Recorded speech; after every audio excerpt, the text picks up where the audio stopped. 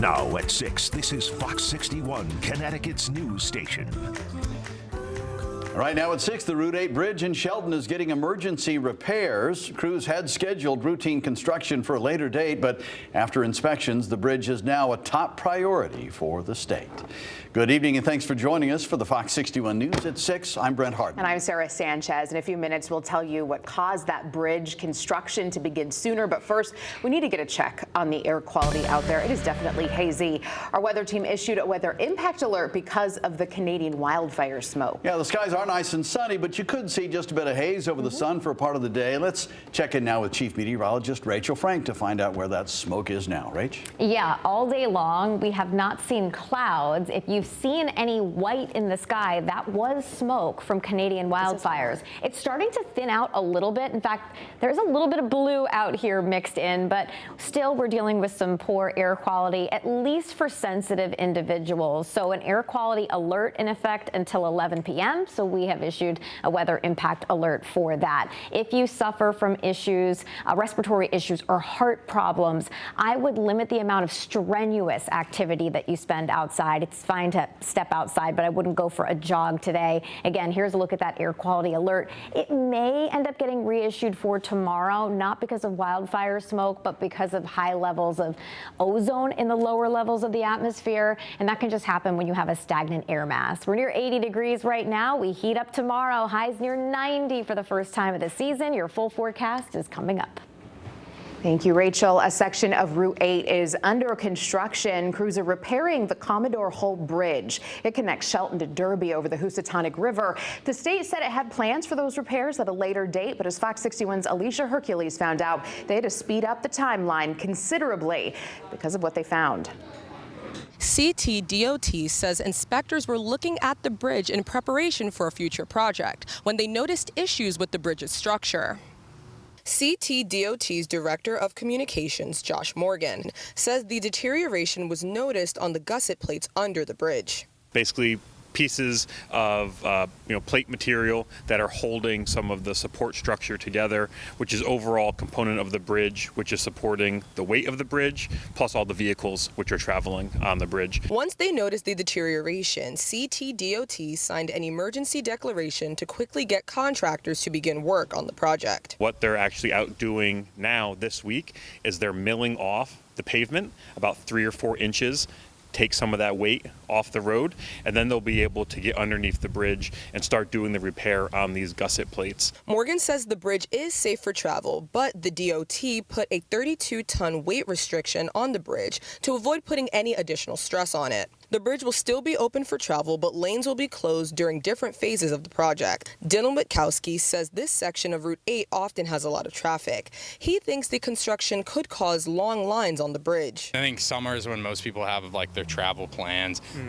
So like on top of just typical work commute and whatnot, there's going to be a lot more people on the road, especially with holiday weekends, 4th of July.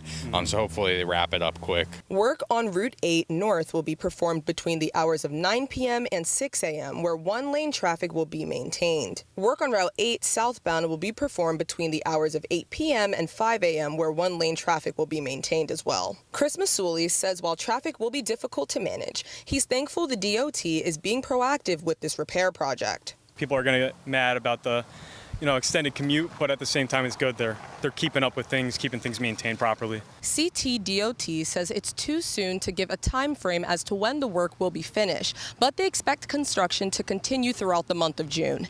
In Shelton, Alicia Hercules, Fox 61. Alicia, thank you. 2 men face charges tonight after Waterbury police say they robbed people during Facebook Marketplace meetups. They say they got several reports of people buying items online only to be threatened with a gun when they went to pick up their purchase. Fox 61's Jamel Johnson asked police what we should look out for during these meetups. Police say if you are doing a Facebook Marketplace exchange, you should avoid secluded areas like this. Instead, they say you should opt for a well-lit shopping plaza or right here in front of the Waterbury Police Department. And at the time of the meet, they encountered an individual that either displayed a weapon or threatened the use of a gun during these meetups and then stole the items. Lieutenant Ryan Bassett says police received numerous reports of robberies from in-person meetups that stem from Facebook Marketplace. In each case, it was a higher valued electronic item that they were selling. You know, like a PlayStation, an iPad, then that could easily be pawned or turned over for value. The similarities in the crimes led them to arrest two men, 22-year-old William Brown and an unnamed 17-year-old. He says Brown had a gun on him that was like the ones described in each robbery. What was unique with these reports is that in each of the incidents, the victims reported that the person buying the items was adamant about meeting in a certain area or location and wouldn't negotiate to meet somewhere else. And the area they wanted to meet in was very desolate, wooded, not a lot of lighting, no cameras. The location was 5th Street, and Lieutenant Bassett says locations like this should be avoided for marketplace meetups. We understand certain cases, you may not be able to come to the police department. Try to go to well-lit areas, commercial shopping plazas, places with surveillance, let someone else know where you may be, and any suspicious red flags that are given during the purchase, call your police department. Lakita Jackson's family just moved to Waterbury. She says she uses Facebook Marketplace but never buys anything because of situations like this. I feel like that's typical nowadays. Things are happening like this, and you just got to be careful. I do not trust people. You never know what's a scam. I don't give out my information unless I know for sure it's legit. Lieutenant Bassett said that no one was hurt during these exchanges, and he said that William Brown is also under investigation for other recent local robberies in the area. In Waterbury, Jamel Johnson, Fox 61. Woman is dead, killed in a high-speed car crash in Hartford last night. And tonight we've learned more about what happened right before she was hit. Fox 61's Kayla Cade spoke with a man who's still shocked over what he saw. The Acura was coming from Franklin Avenue at a high rate of speed, crossing onto Maple Avenue, and a witness says it was like a missile as it hit a tree, taking out a metal fence, leaving damage behind into this parking lot of the Retreat, an assisted living facility. Now, police say 3 people were inside that car. 1 has died and 2 are seriously hurt. She died, man. Roberto Cruz struggled after learning a crash victim died. Terrible, man, terrible. He talks about holding a woman in his arms right after the crash Tuesday night. I said, don't let me die. I can't breathe. I can't breathe. But don't die, man. So I'm with you. I don't let you die. Don't die. I don't know. He said die. But I pray for that person right there. You know.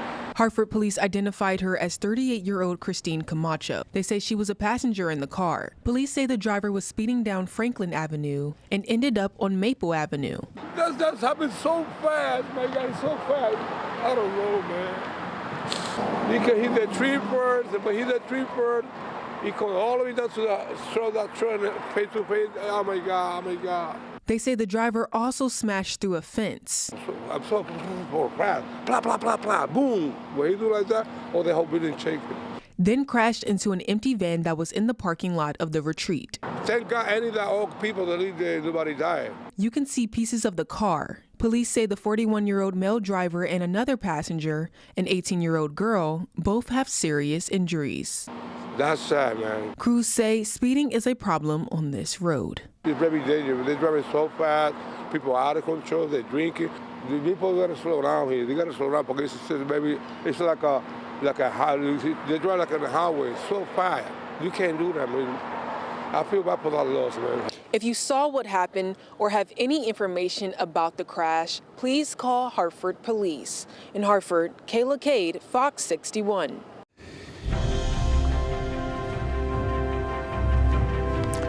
Well, a new 2-year budget is headed to the governor's desk for final approval. Late last night, lawmakers approved the measure 24 hours before the end of the session. After weeks of negotiations and compromise, it adds up to nearly $56 billion. Fox 61's Glenn Kittle is at the state capitol now with what the budget means for you and your family. The 2-year budget will be for fiscal years 2026 and 2027 and boosts key services. But to balance the budget, it also cuts some high-profile tax programs. We're going to take a look at it right now. These are some of the key add-ons and cutoffs the budget makes. Lawmakers drop proposals for a statewide child tax credit and an increase to the popular property tax credit. Still, Democrats say the budget stays under the spending cap and makes critical investments in Connecticut's most vulnerable. On top of that, you also have a $250 earned income tax program. There's also a total of $442 million in special education excess cost spending. That includes $80 million in additional special education cost savings and $75 million in additional new special education funding. This bill also fully funds Medicaid and increases funding by more than $400 million. More than 900,000 people in Connecticut rely on that program. The State House passed the budget earlier this week, and during last night's vote, state senators on both sides had mixed reactions. Republican State Senator Stephen Harding Jr. called the bill fiscally irresponsible. Meanwhile, State Senate Majority Leader Democrat Bob Duff praised the nearly $56 billion package. I do oppose this because, as I said in the beginning, honesty is the most important factor. This is not a fiscally responsible budget. It's a budget, in my opinion, that does not make the investments necessary to move on a path forward. It doesn't find efficiencies in cutting our bureaucracy in Hartford that continues to grow beyond the means of what people can afford here in this state. Over the next 2 years, we can say we have a budget with no new taxes, we have a budget that saves, we have a budget that invests, and we have a budget that pays down debts that have been accumulated for 7 decades. The budget now awaits Governor Lamont's signature for final approval. Lamont said last night he plans to sign the bill soon after it gets to his office. The budget is nearly 700 pages long. If you want to take a look at it yourself, we'll have those documents on our website at fox61.com. In Hartford, Glenn Kittle, Fox 61. All right, Glenn, thanks. We have breaking news in Ellington right now. Crystal Lake Road is closed because of a motorcycle crash. State police say it happened about 40 minutes ago, and they say there are serious injuries. If you're headed that way, you should avoid Crystal Lake Road, and we'll keep an eye on the situation there and bring you any updates as we get them.